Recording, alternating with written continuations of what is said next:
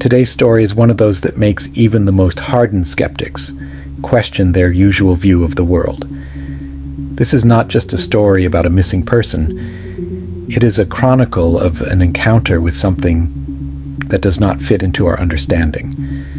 In November 2001, 47-year-old hunter Bill Hartman entered the Ozark National Forest in Arkansas and disappeared. A week later, he was found. Or rather, what was left of him.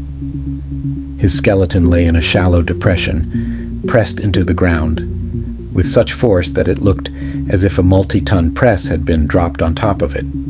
There was not a single trace around. This story is an attempt to reconstruct the events that led to such a monstrous and inexplicable outcome. Bill Hartman's story begins as simply as can be. On Thursday, November 15, 2001, he was getting ready to go hunting, as he had done dozens of times before. Bill was no novice or thrill seeker. At 47, he was an experienced, level-headed man who knew the woods better than the streets of his hometown. Hunting was not a sport for him, but a way to be alone with nature and get away from the hustle and bustle.